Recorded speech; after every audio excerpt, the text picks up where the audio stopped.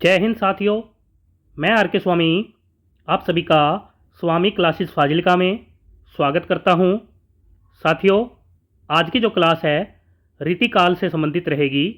यानी कि आज की इस क्लास में हम रीतिबद्ध काव्यधारा से संबंधित बहुत ही महत्वपूर्ण प्रश्नों का अध्ययन करेंगे जो कि अक्सर परीक्षा में पूछे ही जाते हैं। साथियों, आज की इस क्लास में आपको बहुत कुछ नया सीखने को मिलेगा, इसलिए सभी साथी वीडियो के अंत तक जुड़े रहें। वीडियो को लाइक और शेयर अवश्य करें। अगर आप हमारे YouTube चैनल पर नए हों तो चैनल को सब्सक्राइब करें, बेल आइकन को अवश्य दबाएं ताकि आप तक नई क्लास का नोटिफिकेशन पहुंच सके। तो शुरू करते हैं आज की क्लास। देखते हैं क्वेश्चन नंबर 1।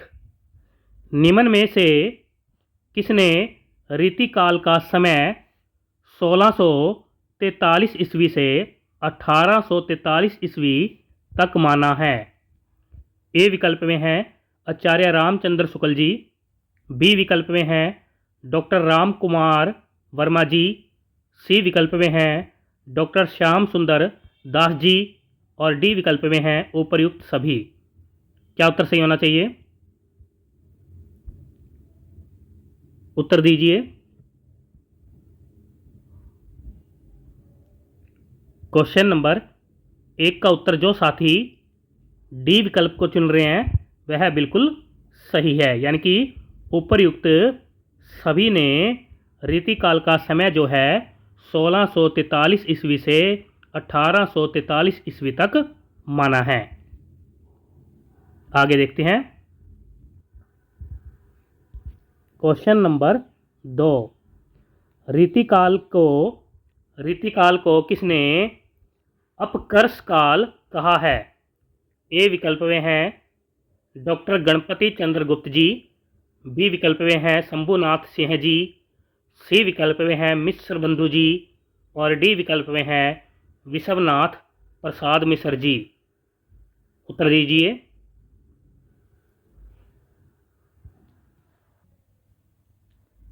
क्वेश्चन नंबर 2 का उत्तर जो साथी ए विकल्प को चुन रहे हैं वह बिल्कुल सही है। यानी कि डॉक्टर गणपति चंद्र गुप्त जी ने रीतिकाल को अपकर्ष काल कहा है। शंभुनाथ सिंह जी ने रीतिकाल को ह्रास काल कहा है। मिश्र बंधु जी ने रीतिकाल को अलंकृत काल कहा है और विश्वनाथ प्रसाद मिश्र जी ने रीतिकाल को श्रृंगार काल नाम दिया है। आगे देखते हैं क्वेश्चन नंबर 3। कविता में नवीनता लाने के लिए रीतिकाल का आरंभ हुआ, यह कथन किसका है? ए विकल्प में है डॉक्टर नगेंद्र जी, बी विकल्प में है नामवर सिंह जी, सी विकल्प में है हजारी प्रसाद द्विवेदी जी और डी विकल्प में है आचार्य रामचंद्र शुक्ल जी।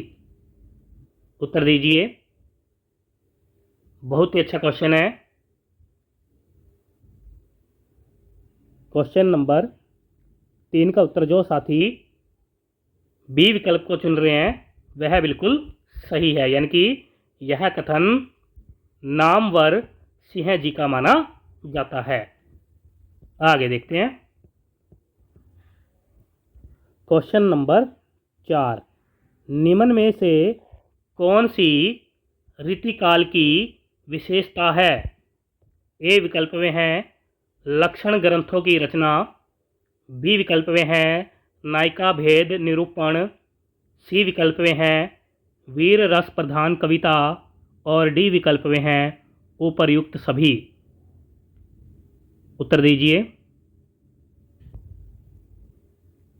क्वेश्चन नंबर 4 का उत्तर जो साथी डी विकल्प को चुन रहे हैं वह बिल्कुल सही है। यानी कि उपर्युक्त सभी जो है रीतिकाल की विशेषता है। आगे देखते हैं क्वेश्चन नंबर 5। रीति संप्रदाय के प्रवर्तक कौन हैं? ए विकल्प में है वामन जी, बी विकल्प में है भामा जी, सी विकल्प में है कुंतक जी और डी विकल्प में है भरत मुनि जी। उत्तर दीजिए।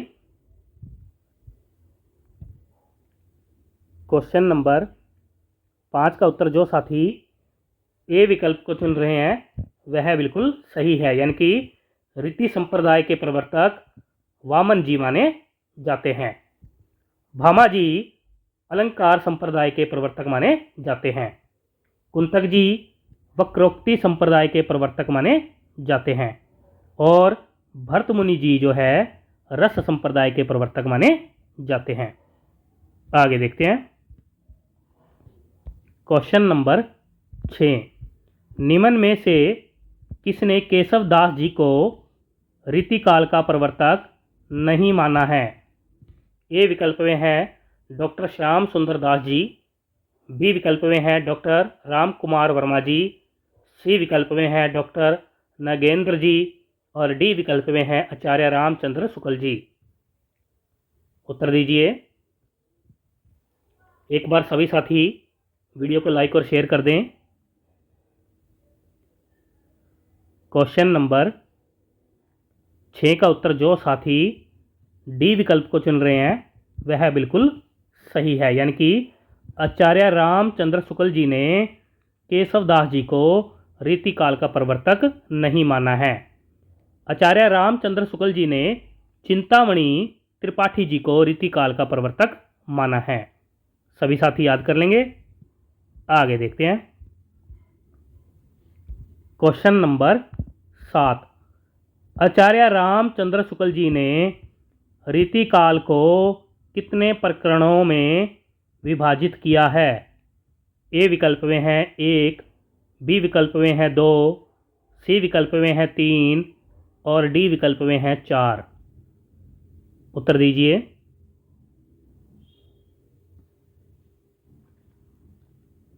क्वेश्चन नंबर 7 का उत्तर जो साथी सी विकल्प को चुन रहे हैं वह बिल्कुल सही है, यानी कि आचार्य रामचंद्र शुक्ल जी ने रीतिकाल को 3 प्रकरणों में विभाजित किया है। प्रकरण 1 में सामान्य परिचय दिया गया है। प्रकरण 2 में रीति ग्रंथकार कवियों का वर्णन है और प्रकरण 3 में रीतिकाल के अन्य कवियों का वर्णन है। सभी साथी याद कर लेंगे। आगे देखते हैं।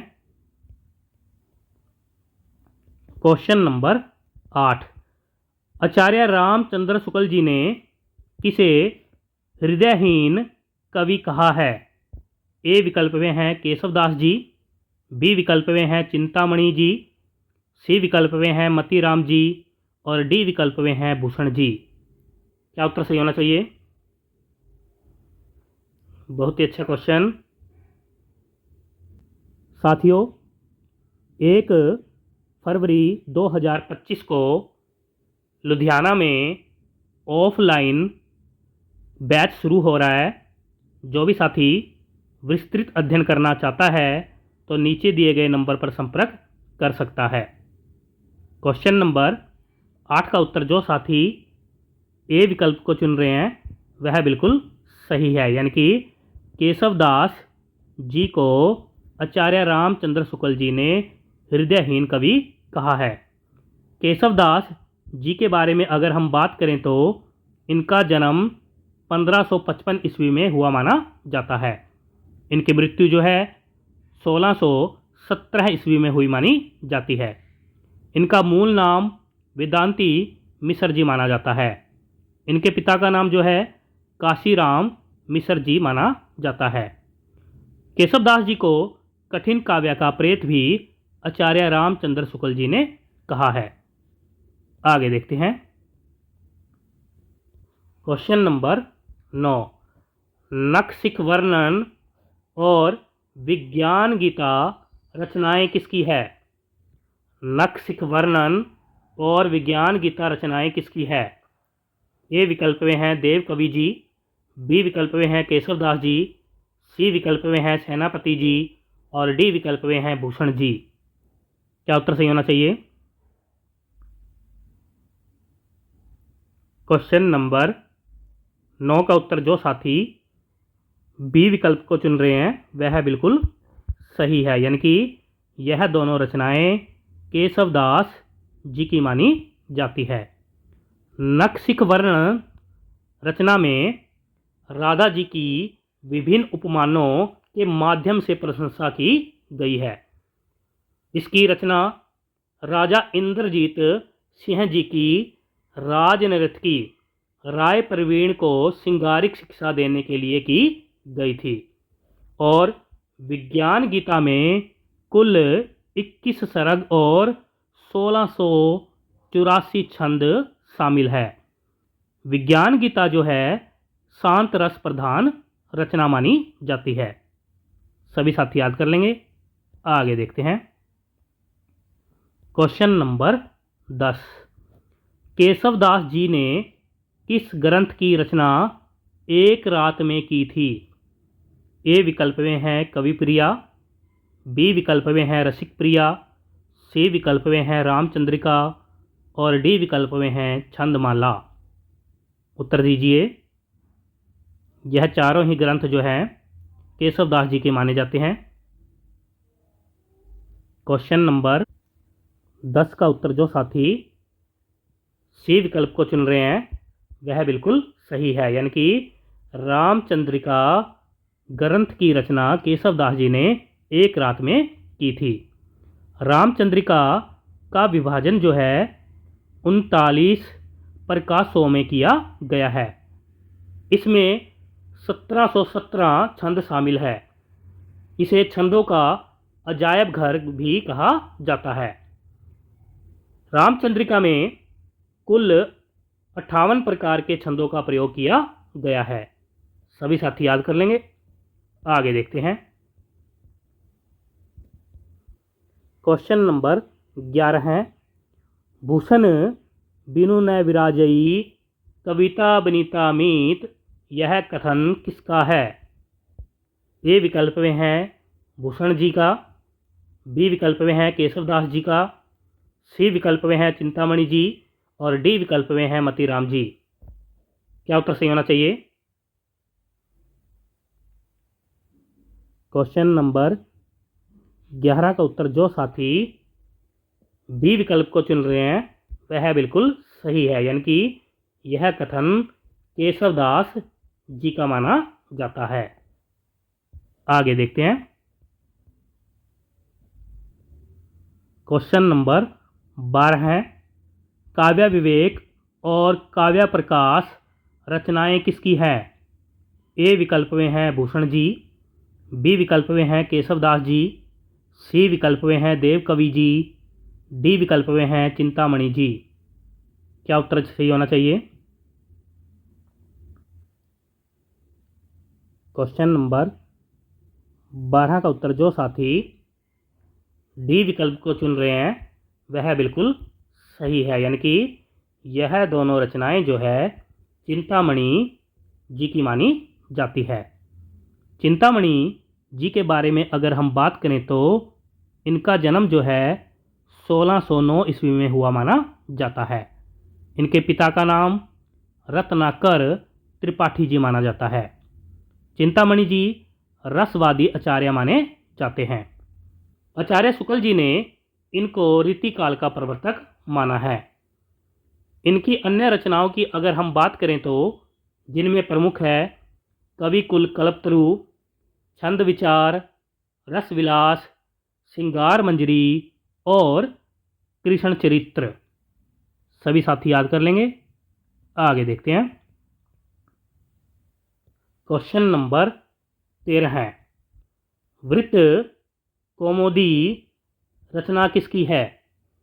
ए विकल्प में है कुलपति मिश्र जी, बी विकल्प में है केशवदास जी, सी विकल्प में है मतीराम जी और डी विकल्प में है भूषण जी। क्या उत्तर सही होना चाहिए?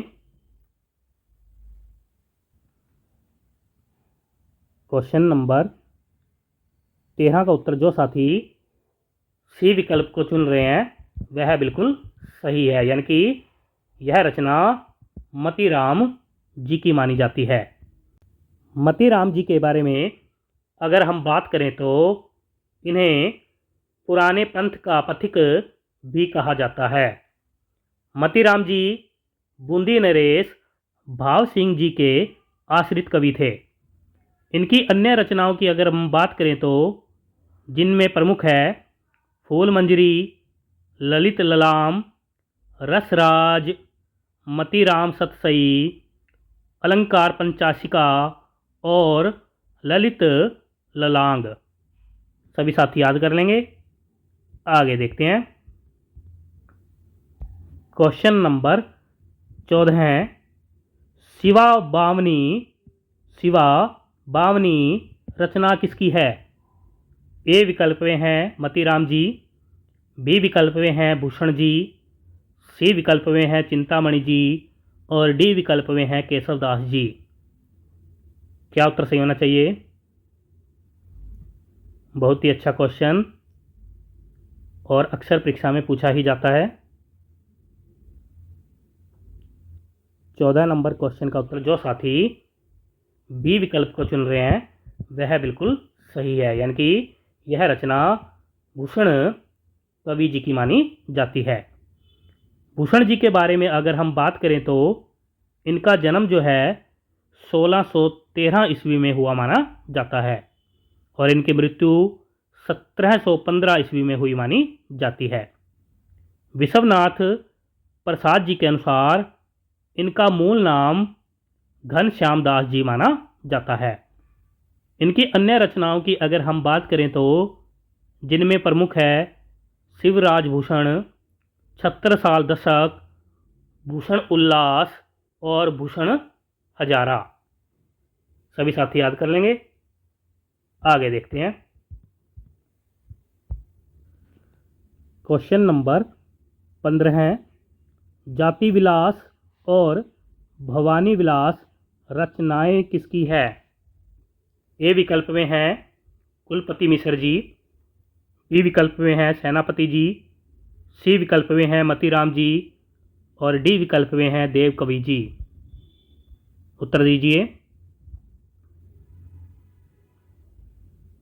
क्वेश्चन नंबर 15 का उत्तर जो साथी डी विकल्प को चुन रहे हैं वह बिल्कुल सही है, यानी कि यह दोनों रचनाएं जो है देव कवि जी की मानी जाती है। देव कवि जी का पूरा नाम देवदत्त द्विवेदी जी माना जाता है। इनकी अन्य रचनाओं की अगर हम बात करें तो जिनमें प्रमुख है भाव विलास, कुशल विलास, रस विलास, सुजान विनोद, देव सप्तक, देव माया प्रपंच, सुख सागर तरंग और नखशिख वर्णन। सभी साथी याद कर लेंगे। आगे देखते हैं।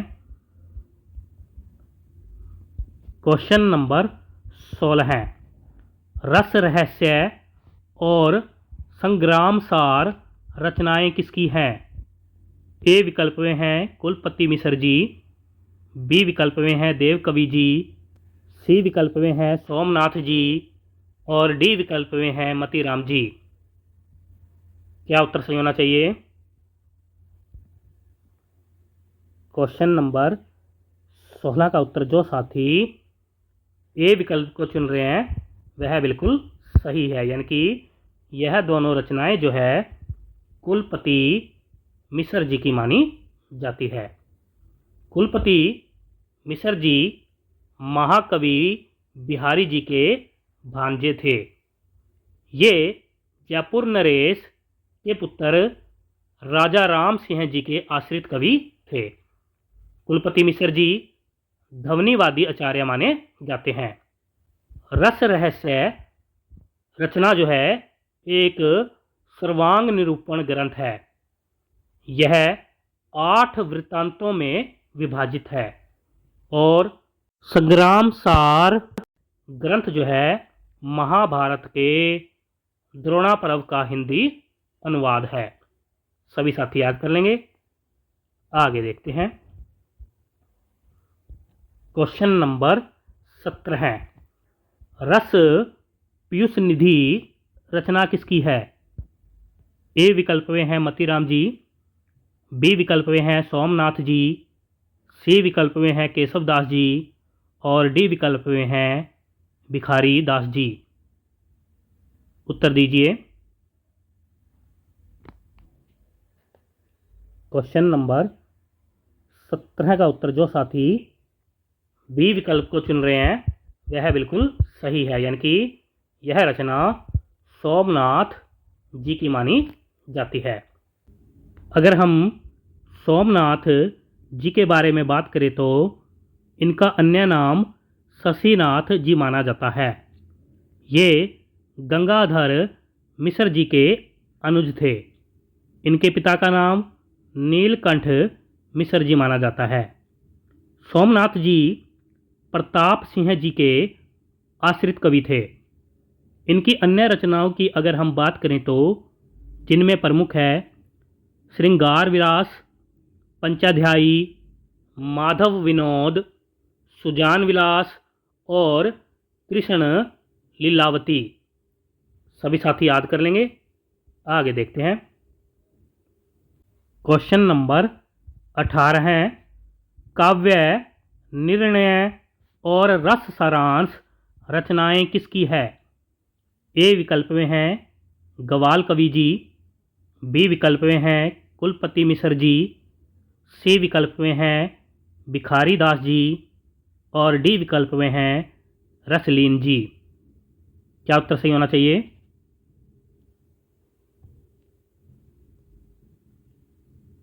क्वेश्चन नंबर 18 का उत्तर जो साथी सी विकल्प को चुन रहे हैं वह बिल्कुल सही है, यानी कि यह दोनों रचनाएं जो है भिखारी दास जी की मानी जाती है। भिखारी दास जी के बारे में अगर हम बात करें तो ये प्रतापगढ़ के राजा हिंदुपति सिंह जी के आश्रित कवि थे। भिखारी दास जी को भोजपुरी का शेक्सपियर भी कहा जाता है।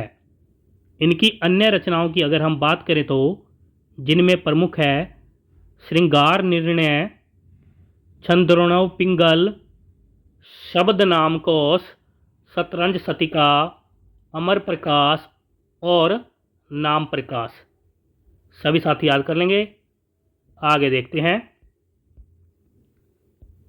क्वेश्चन नंबर 19, निम्न में से कौन सी रचना जसवंत सिंह जी की है? ए विकल्प में है भाषा भूषण, बी विकल्प में है सुधा निधि, सी विकल्प में है रसभूषण और डी विकल्प में है कविकुल कंठाभरण। क्या उत्तर सही होना चाहिए? सभी साथी उत्तर दीजिए।